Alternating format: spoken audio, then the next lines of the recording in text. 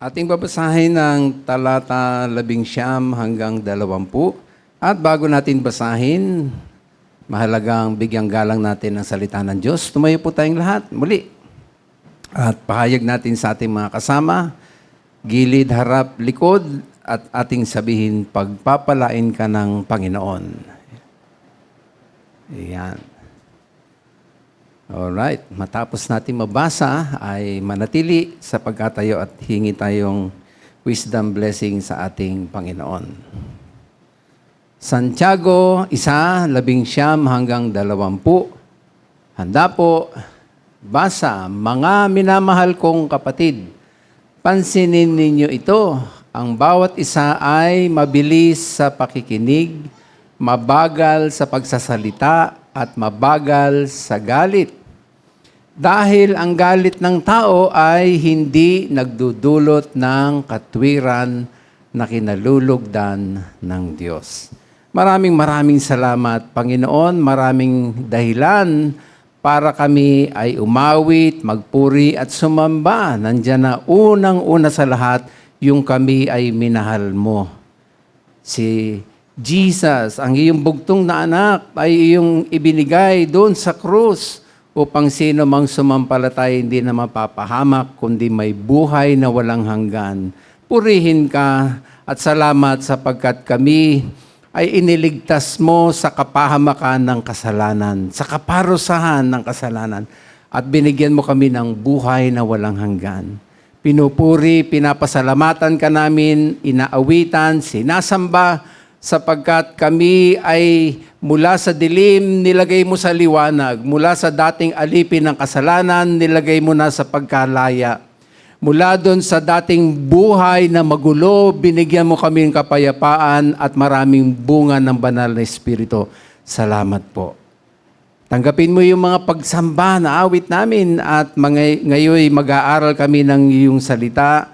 Ihanda mo ng aming puso't isip. Magsalita ka, makikinig kami, at magpapailalim kami sa power at authority ng iyong word. Samahan mo kami kasi kung wala kayo, wala kaming magagawa. Bukas mo ng aming puso't isip, makita namin at marinig ka namin at ang iyong plano sa aming buhay. Salamat po sa matamis na pangalang Isus, ito ang aming dalangin. Amen. Salamat, makakaupo na po kayo.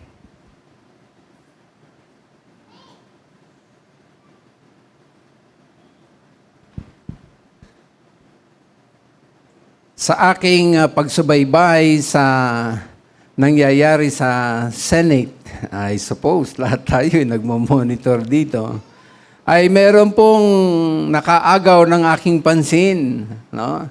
Hindi lamang doon sa nangyari na talagang lahat ay nangamba, nayanig. Mga linggo pa na nagdaan ay aking napunauna sa lahat yung pagtaas ng tono ng boses ni Senator Pangilinan kay Robin Padilla. Balitaan niyo yan? Kanya dinadala siya sa Ethics Committee. Doon daw siya i-complain. Nasundan pa yan, ito na nga, nagkaroon na ng kaguluhan. Ay, again, nagtaas ng boses naman ito si Senator Pia kay NBI Matibag. No? Talagang nagtaas siya ng boses. In-explain pa niya yung pagtaas niya ng boses. Kanya ko binabanggit ang mga ito kasi I believe na kanya na agaw ang aking atensyon doon sa senaryo na yon kasi yan ay may mensahe sa ating lahat. Nandito pa ba kayo? Ano ibig sabihin, Pastor? Kasi lahat tayo, tumataas din ang boses minsan. At anong gagawin nyo kapag tumaas ang inyong boses tapos na-offend yung inyong kausap? Yan, ang pinag-aralan namin nung last Wednesday. Kanya ang paksa ay may pamagat po na konting review bago sa topic ngayon. Kapag tumaas ang boses, anong gagawin? Hilingin ang biyaya ng Diyos. Hindi natin kayang supilin yung sarili natin. Grace of God, di ba sabi ni Paul, though I'm weak, yet I am strong. Yan.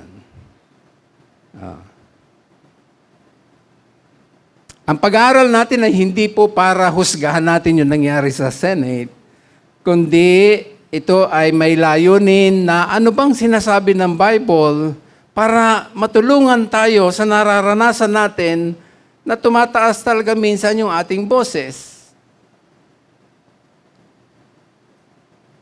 Ang pagtaas ng boses ay kaparehas po, mga minamahal, ng Mayon Volcano. Di ba? Para siyang nagsisimula sa ilalim, no? Pag tumataas na at iipon ng pressure, saka tumataas yung lava. Ay ganyan din po ang pagtaas ng ating boses, no?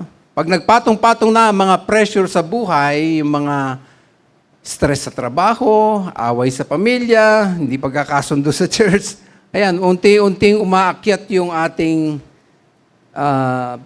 boses hanggang sa ito'y lumalabas na parang laba. At pag tumaas na ang ating boses, tumitindi na yung ating salita. Ang epekto, natatakot yung ating kausap, nasasaktan, worse, nagiging sugatan. Naniniwala po ako lahat tayo nakakaranas po nito. Walang exempted, kanya atin lahat ang mensahe na ito. Pwedeng ikaw yung tinaasan ng boses o ikaw ang tumaas ang boses. Di ba? So sa atin lahat po ang mensahe na ito. Sabi mo sa iyong katabi, sa atin lahat ito. Ayan. Baka ito lang mga nagdaang araw, napasigaw ka sa iyong asawa dahil sa kanya maling ginawa, o sumigaw ka sa iyong katrabaho sa meeting, o nataas ang boses mo dahil yung anak mo naging pasuway. Sa una, ang pakiramdam mo, parang ikaw yung nagtagumpay dahil ang taas-taas ng iyong tono. Pero paglipas ng minuto o oras, hanggang dumating yung hindi magandang resulta. Nasisira na pala ang relasyon. Yan.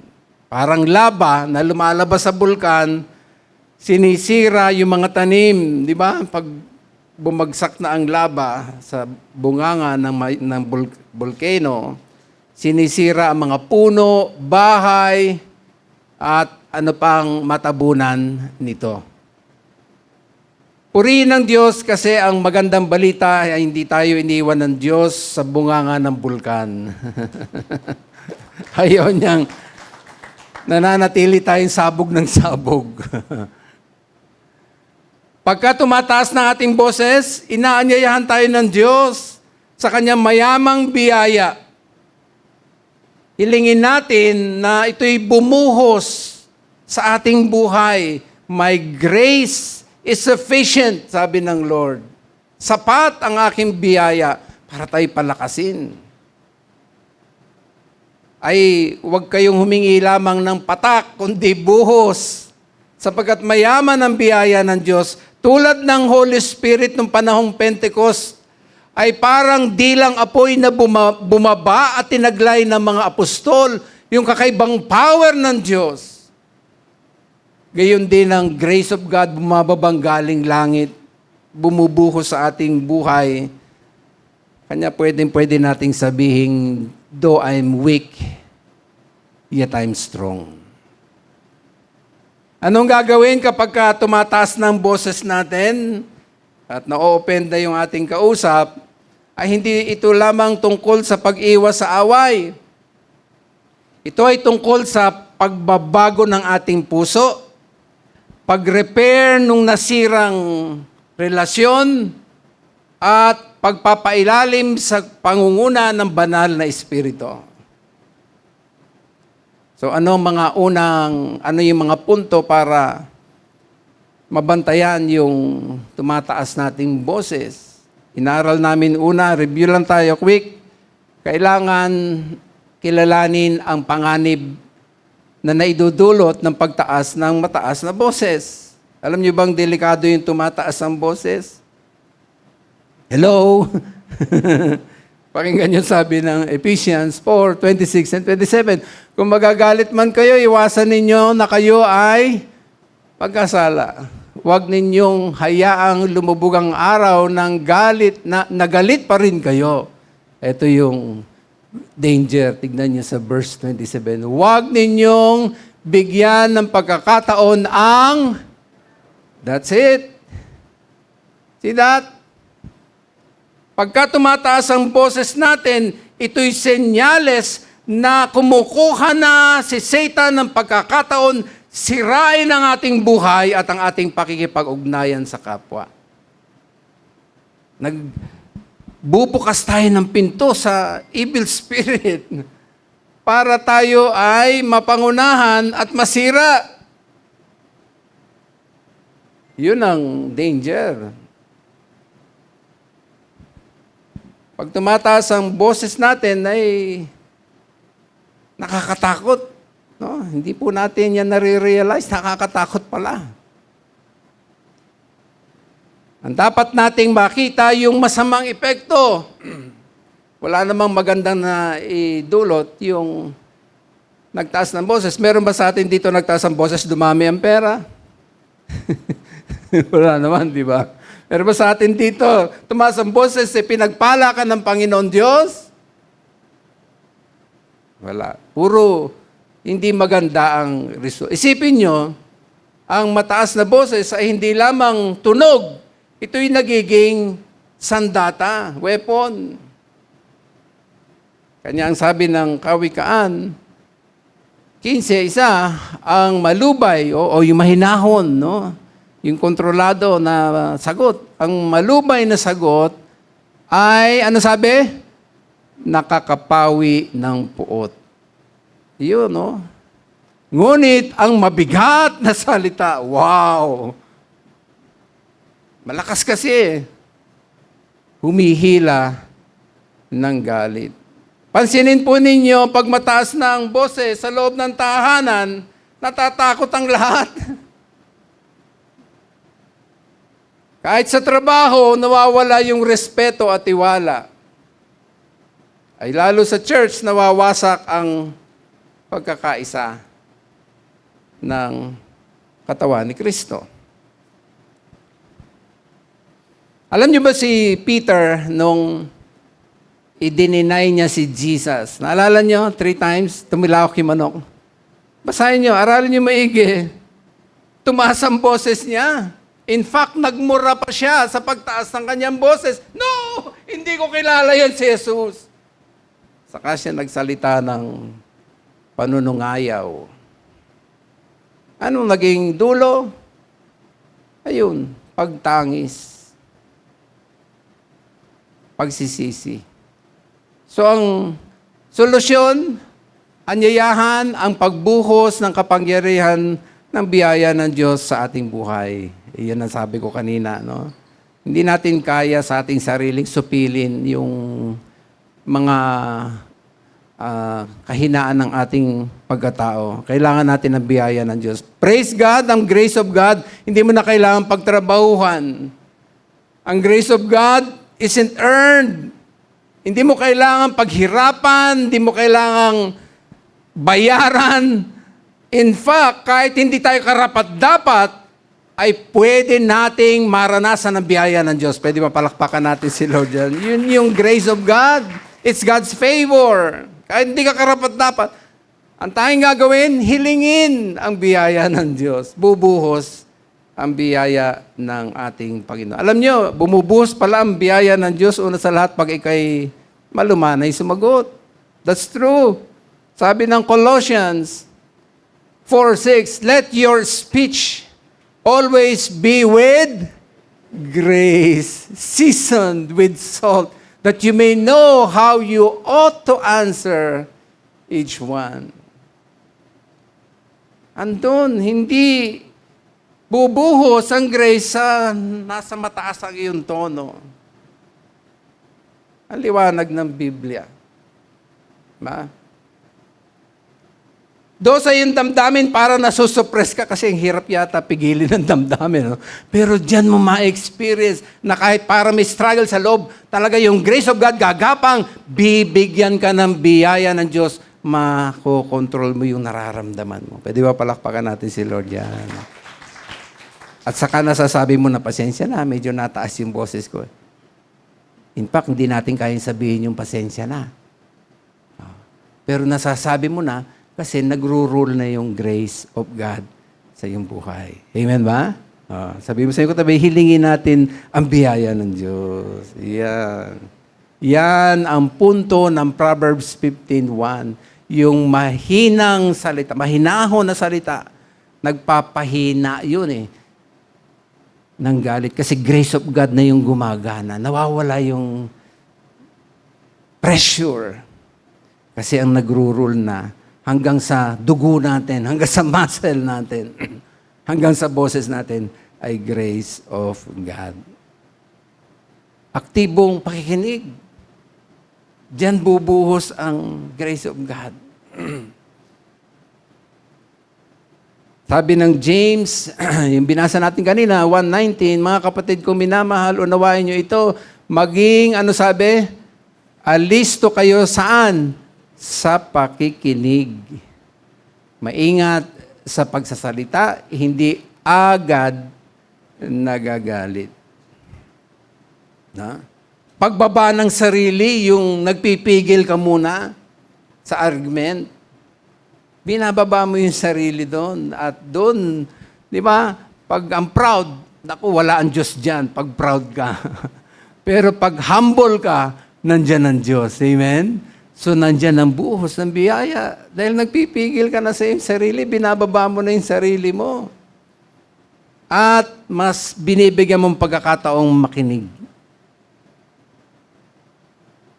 Mga kapatid kong minamahal, sabi ng James, maging listo sa pakikinig. Huminto sa pagtatanggol. Makinig muna. Yan, dyan yung matututunang maunawaan kung bakit tayo nakasakit. Kasi nakikinig ka na eh. Yan. Siyempre, pananalangin, napakahalaga sa loob. Yung buksan ng pintuan ng langit at maranasan ang mayamang biyaya ng Diyos. At higit sa lahat, simulan mo nang magbago ng tono. Magagawa mo na yon kasi napangunahan ka na ng biyaya ng ating Panginoon. Pwede ba palakpakan natin si Lord yan? And then third, na aming naaral, alamin yung resulta. Pag ginawa natin yan, naku, maniwala kayo, makikita at masasaksayan ninyo ang galaw ng Diyos at ang magpapala sa inyo ay mararanasan ang pagpapala ng kapayapaan, pagpapala ng pagkakasundo, masasaksihan ninyo yan. Pwede bang minsan papalakpakan natin si Lord? Ngayong umaga, tuloy natin. Ang pamagat po ngayon, yung una kasi ay anong gagawin mo kung nataas ang iyong boses? Anong gagawin mo doon sa na-open mo? Ngayon naman, ang focus natin, paano kung ikaw naman ang nasaktan sa isang mataas na tono? Okay? Dalawang bagay yan eh. It's either ikaw yung nataas ang boses, nakasakit ka, or ikaw yung nataasan ng boses at ikaw ang nasaktan. Ano naman ang sinasabi ng salita ng ating Panginoon? Nandyan pa ba kayo? Nakahanda na ba ang lahat? Dahil tayo po'y nabubuhay sa mundong hindi perpekto, talagang pwedeng-pwede tayong magalit, ma-stress, o ma-offend. Tama? Hello? Imperfect plus imperfect equals conflict. Kahit ba kayo ay magkadugo o hindi magkadugo, kahit sino pa, pag nagsama ang parehas na imperfect, ay tiyak may mali na magagawa ang isa at masasaktan na isa. Tama? Yan. Sa katunayan, marami tayong sugat dahil dyan sa imperfection natin. Most of the wounds At saka yung mga scars natin sa buhay na meron tayo dahil sa mataas na tono at mga masasakit na salita na naipukol sa atin. Agree? Ano ba ang magandang gawin para tayo ay maibsan? Kahit paano ay makaramdam ng, ay salamat. Wala na yung tinik. Wala na yung pain. Ay siyempre napakahalaga, kikilalanin natin muna ang mga nakasasakit na salita at alamin natin ang tunay na pinanggagalingan po nito. Sulat niyo number 1. Na-o-open tayo o nasasaktan tayo sa mga salita dahil sa laman nung sinalita sa atin. Okay? Words can hurt hindi lamang dahil sa mataas na tono, but also because of their content. Nakakasakit ang mga salita dahil sa laman nung sinabi sa atin. I mean, yung kanyang face value, yung meaning nung nagsalita. Now, para hindi tayo masaktan agad, mag-isip-isip muna tayo kung ano yung kahulugan nung sinabi niya. Okay? Dahil di naman lahat ng may tono o hindi natin nagustuhan yung salita ay masama na ibig sabihin. So alamin natin muna yung mean nung nagsalita. Consider the variance in meaning assigned na ginawa nung speaker. Maaring iba ang iniisip mo doon sa iniisip niya. Sabi mo sa iyong katabi, ingat tayo. Tandaan natin, magkakaiba po ang pakahulugan natin sa mga salita. Yung mismong parehas na salita, pwedeng iba ang meaning sa akin, iba ang meaning sa iyo. Pero parehas na salita. Pwede mangyari yun. Tama ba? Halimbawa, sinabi ko, ganito. Ang akala mo, ganun ang pakahulugan, magkaiba pala. Naku, pag hindi po natin naintindihan yan, talagang masasaktan tayo. Consider natin yung content. Dahil yung pagkakaiba natin, isipin natin, iba tayo ng kinalakihan, iba tayo ng pinag-aralan, ng kakayanan, ng edukasyon, ng background. Kanya ang resulta niyan, people assign different meanings kahit parehas yung salita. Kanya hindi tayo dapat agad-agad masaktan o magdamdam. Isipin mo gusto ba niya talaga nasaktan ka? Okay? Benefit ng doubt. Maaaring kulang lang siya ng salita. Hindi niya lang alam gumamit ng salita. Merong ganon. No? Na baka kulang lang siya ng tamang salitang gamit.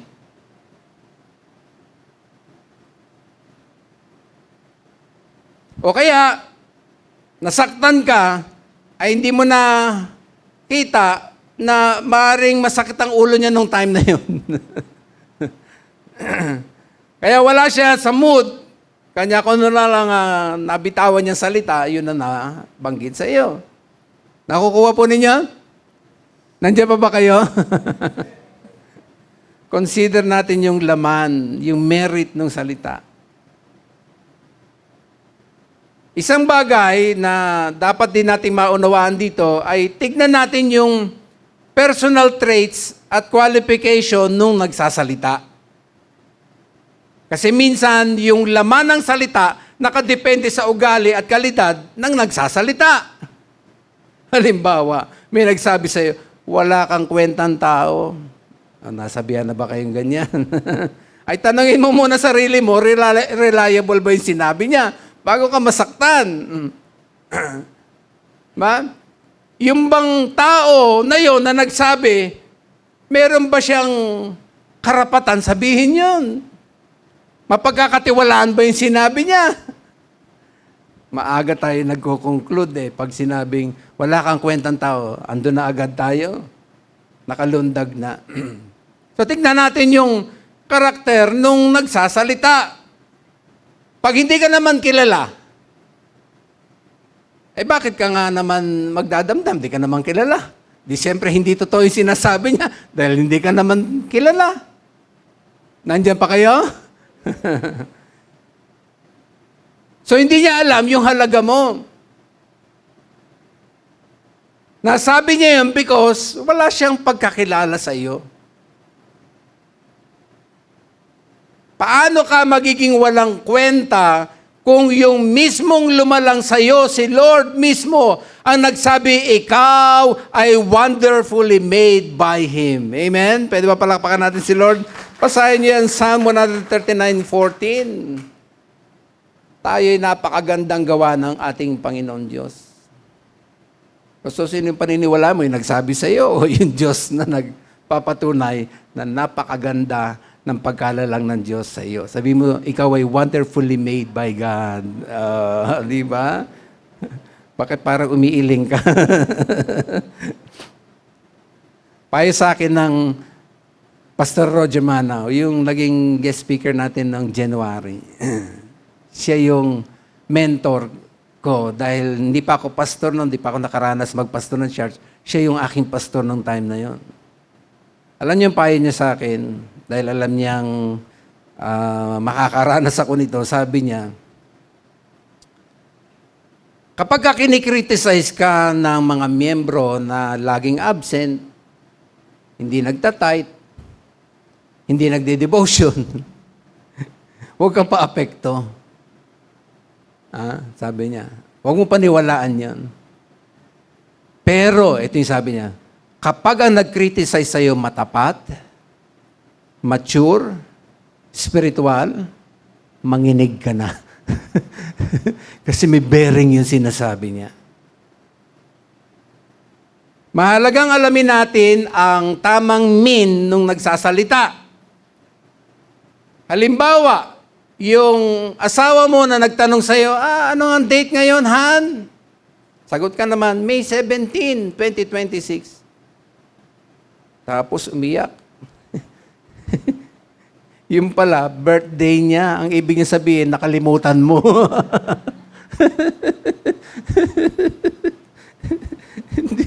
hindi natin naiintindihan ng komunikasyon. Sagot tayo mabilis. Nang hindi natin nalalaman kung ano yung mean nung nagsasalita.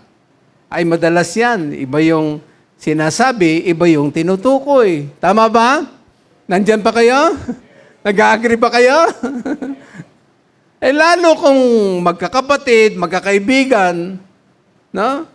Kanya dapat matutunan nating magbasa ng tunay na ibig sabihin. Paano yun, Pastor? Ang tawag dyan ay tinuruan kami nung nag-aaral kami sa Bible School. Sabi, kailangan matutunan nating mag-verify, mag-clarify kay Sweetie Pie. O, di ba? Ano ibig sabihin? Ang mean mo ba sa sinabi mo ay ganito? Ayun. Para yan yung ano eh. Ang init.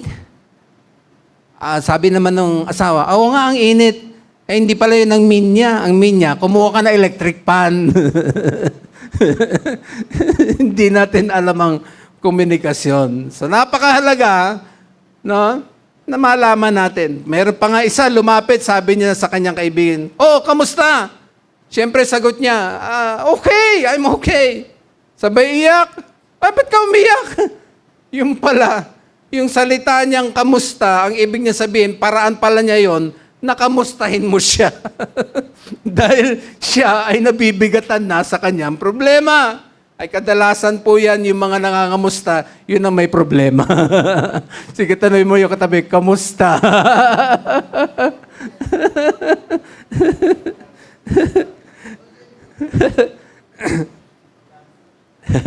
Kailangan natin matutunan yung ano ba talaga ang ibig sabihin ng nagsasalita.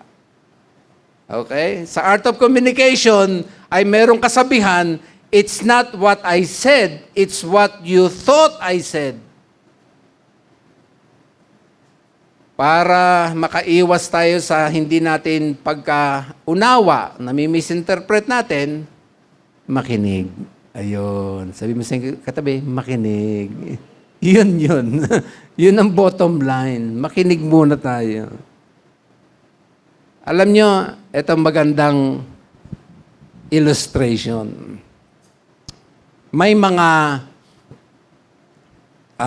tribal native sa Amerika na meron silang tinatawag na talking stick. Yung chief nung tribe may hawak lagi na patpat. Anong purpose? Practice pala nila na kapag hawak niya yon, siya lang ang magsasalita. Di ba ang galing? At kung kanino niya yun iaabot, yung patpat, yung may hawak na, yun na ang pwede magsalita. Therefore, pag may meeting sila, walang makasasabay na magsasalita hanggat hindi hawak yung talking stick. Alam niyo, maganda ito siguro sa mga mag-asawa, no? O, ikaw naman. O, sige, ako naman. Tapos na ako. Kidding aside, napakahalaga mga minamahal talaga. Mas maraming puwang sa pipigilan natin ng ating pagsasalita, maraming puwang ang makikinig. Pwede bang pasalamatan natin si Lord dyan? Palakpakan natin. So, yun ang pinaka-the best. So kung nakakasakit ng salita dahil sa laman, intindihin natin yun. Ano yung mean? Alamin natin. At ating hilingin ang mayamang biyaya ng ating Panginoon. Pangalawa, nasaktan ka, na-open ka sa mga salita dahil sa kanyang intensyon o layunin. Yan, isa pa yan. Kung nasasaktan tayo sa tono at sa laman, ay higit na kasasakit yung bakit to sinabi sa'yo. Ano yung layunin? Ano yung goal? Bakit niya sinabi sa'yo? Yan ba'y sinabi to hurt you? Yan ba'y sinabi to damage you talaga? O to destroy you? James 3:5. Basahin natin sabay-sabay. Ready? Go. Likewise, the tongue is a small part of the body, but it makes great boasts. Consider what a great forest is set on fire by a small spark. Yan ay isang matalimhagang pananalita. Consider we kayong forest. Pinapakita sa atin dito na maraming mga gubat at maaaring masunog, magliyab dahil lang sa isang kislap. Isang kislap na napakaliit na apoy ay kayang-kayang sunugin ang napakaraming gubat. Ang pinagsimulan, maliit hanggang sa lumaki. Ay ganun po yung nagagawa sa atin ng salita na pwedeng lumaki, hindi lamang maging sugat, yan ay maglilikha ng napakalaking damage sa isip, sa damdamin, sa puso, hanggang nararamdaman mo na sa iyong katawan. So alamin natin yung spirito nung nagsasalita. Ano yung sabihin spirito nung nagsasalita? Ano yung goal niya? Ano yung layunin? Bakit niya sinabi sa iyo? Isaalang-alang natin yung gusto niyang mangyari, bakit niya yung sinabi? Medyo mahirap kasi ang trabaho natin para tayong researcher, binibigyan natin ng puwang ang maraming anggulo bago tayo magko-conclude. Tama ba? Pero nakakatulong. Hindi yung may narinig isang salita, bang, saktan, react na tayo kaagad. Walang na tunguhang maganda. Importante, matutunan natin tumingin sa layunin nung nagsasalita sa atin. Meron magnobyo, sabi nung lalaki doon sa babae, oh, magkita tayo ha. Sagot ng babae, naku, busy ako. Alam niyo naman itong mga lalaki, minsan, konting salita, conclude agad. Ang sagot niya, oh sige, buong buhay, hindi na kita aabalahin. Busy ka pala eh. Daming mag-boyfriend, girlfriend, nag-away dyan. Dami ko na nabalita ang ganyan na naghiwalay kasi ang reason, busy siya eh. Ganun po, mga minamahal yung nangyari sa kanila. Pero ang tanong, ganun ba talaga ibig sabihin ng babae nung sabihin niya, busy ako? Ang ibig niya palang sabihin, suyuin mo pa ako. Bulin mo yung sinabi kong busy ako. O pwede ba, I know, baka may ibang time, yung palang gusto niya mangyari. Huh? Naglalambing lang pala. Kumbaga, parang sinasabi niya sa kanyang sarili, sige, abalahin mo ako na abalahin. Okay lang sa akin yan. Kasi nga gusto niya yung susuyuin siya. Pero dahil hindi yun ang nabasa ng lalaki, ay nagkahiwalay silang dalawa. Sabi mo sa iyong katabi, ingat tayo. Panghuli, nasasaktan tayo ng mga salita, na-open tayo dahil sa, eto pa, paraan ng pagkasabi. Paano dineliver yung word? Ito, importante. Hindi lamang yung, minsan may tono, ano ba yung disrespectful ba na dineliver sa iyo? Rude, rough, yan, dyan palang nasasaktan na tayo. Importante dito, mga minamahal na, tingnan natin yung texture. Sabi mo sa iyong katabi, texture ng pagde-deliver sa iyo ng salita. Ano ibig sabihin? Hindi lamang yung tono, magaspang ba ang pagkabanggit sa iyo? Ha? Pinuno ba ng mga matinik na salita? May texture. Minsan, may pag-deliver ng salita na merong temperature, hindi lamang texture. Mainit ba o malamig? Para yan yung miss na niya yung kanyang girlfriend, gustong-gusto niya na makausap na mahaba-haba. Tinext niya, ang haba. Sinagot lang sa kanya, K. Galit na galit. Ano ba ito? Ang tagal-tagal ko na-miss. Malamig.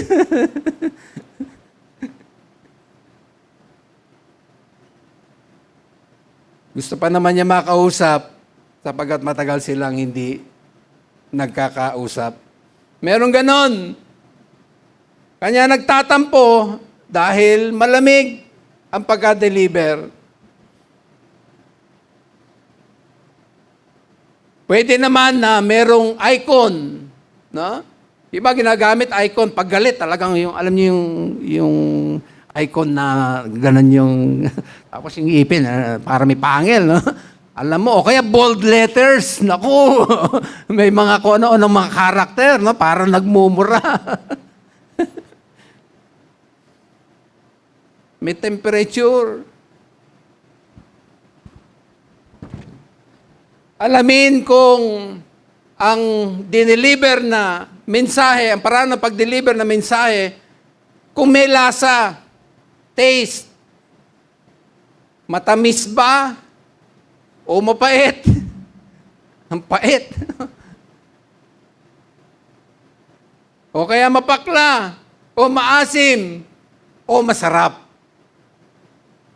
So ang mga ito, mga minamahal, napakahalaga na kinukonsidera natin sa komunikasyon. Napakahirap talagang buhay natin sa mundo na ito na kahit kayo sabay lumaki at matanda na kayo, hindi pa rin kayo nagkakaintindihan sa ibig nyo sabihin sa sinalita. Kanya importante, verify, clarify, siswitify. Ayusin, alamin, nang sa gayon, hindi nasasaktan ang isa't isa. Pwede ba palapakan natin si Lord? Minsan, yung pag-deliver ng mensahe, may kulay, color. Kung yan ba'y maputla o matapang yung dating ng kulay. Sa mga minamahal, pinaparamdam natin kasi ang nasa loob ng ating puso. So, gumagamit tayo ng mga iba-ibang paraan, whether conscious o unconscious, pero napakahalaga na maging aware tayong lahat sa mga ito. Bottom line, let me close. Napakahalaga ang panatiliin nating tayo'y maging kalmado. Amen? Kahit paminura ka, tignan nyo si Jesus. Yun ang isang hinangaan ko dun sa aking pastor na kaibigan, na si Pastor Roger Mano. Kasi witness na witness ko yan. Isang araw, may isang harapan, ganito, kadikit yung muka. Tinuturo siya, minumura siya harapan. Si Pastor Manaw, ganon-ganon lang siya. Kalmado lang siya. Nanatiling kalmado. No? Romans 12:19, do not take revenge, sabi ng Lord. Vengeance is mine, says the Lord. Bayaan mo si Lord ang humawak ng sitwasyon. Dahil ang referee ay si Lord. Amen? Huwag gaganti. Minura ka, murahin mo rin. Hindi, huwag. Hayaan mo si Lord ang magalit. Napatunayan na yan ng maraming beses. Love them anyway. Sabi ng Matthew 5:44, love your enemy. Bless them that curse you. Do good to them that hate you, and pray for them which despitefully use you and persecute you. Love them anyway. And siyempre, huli, matutunan natin patawarin. Forgive them anyway. Ephesians 4:32, forgive each other just as in Christ God forgave you. Sapagkat yung magtangan tayo ng hurt ay para tayong umiinom ng lason. Tayo na tayo. Malangin tayo.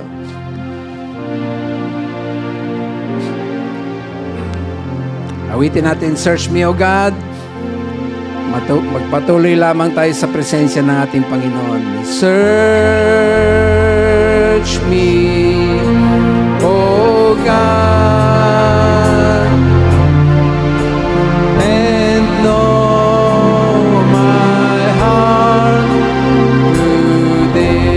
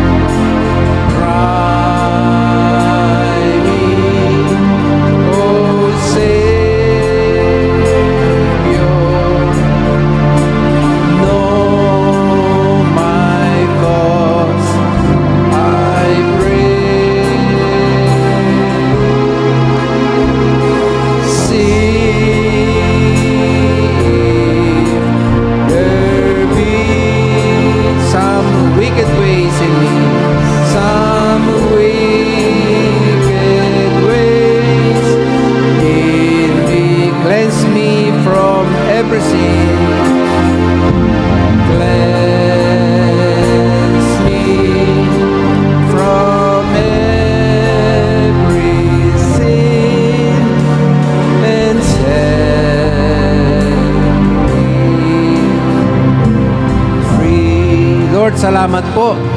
Naniniwala akong ang mga mensahe mo ay sakto.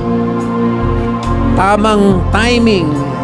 Dinadala mo sa amin sa mga churches. Gumagamit ka ng mga preachers para kausapin ang bawat isa. Kasi gusto mo na maranasan namin yung paraan mo, solusyon mo, grace mo na napakayaman, na kami matagal mo nang iniimbitahan na ito'y aming hingin at ibuhos sa aming mga buhay upang yung mga kahinaan sa amin ay mapalitan ng kalakasan na nanggagaling sa iyo. I pray, Lord, touch mo ang iyong mga anak. Ay meron ding mga iba't ibang pangangailangan. May mga dalang problema, may gustong ipag-pray na mahal sa buhay, may gustong ipanalangin na pangangailangan. Ano man po ang gusto nyong ilapit sa Lord. Minsan pa, awit tayo ng Search Me, O God, at gusto nyong kausapin si Lord. Dali kayo, sama-sama tayo dito sa harap. Pagkatiwala natin, bigay natin sa paanan ng Lord, umuwi tayong masaya, payapa, at masabi nating nakatagpo natin ang Panginoon. Okay? So pag-awit natin, Search Me, O God, makiran lang kayo, halika kayo, sama-sama tayo. Search me, O God. Amen. Sige lang, lapit lang, pray lang. And know my heart today. Try me, O Savior. Know my thoughts, I pray.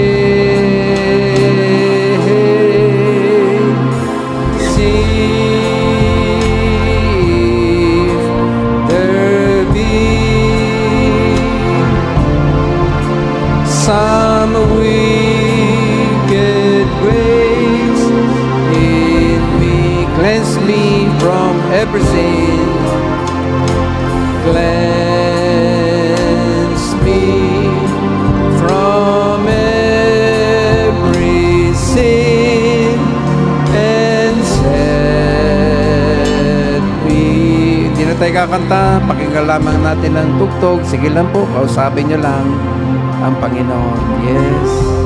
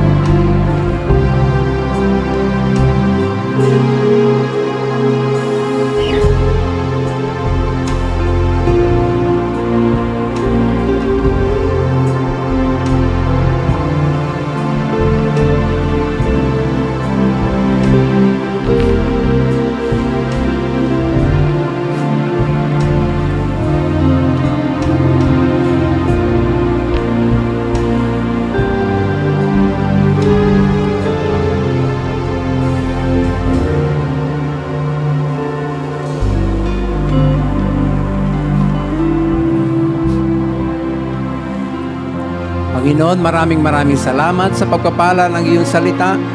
Nagkakaisa kaming hilingin, buhos mo, Lord, ang iyong mayamang biyaya upang anumang taglay na kahinaan ay pupunan ng kalakasan na nanggagaling sa iyo. At ang aming buhay ay magiging matagumpay.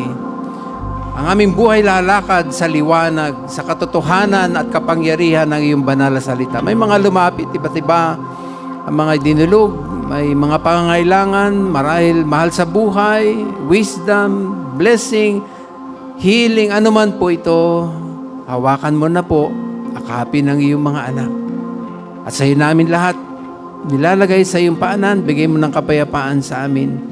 At sa mga handog na buhay na ito, ikaw ang mabigyang kaluguran bilang karampatang pagsamba. We worship you in Jesus' name. Amen.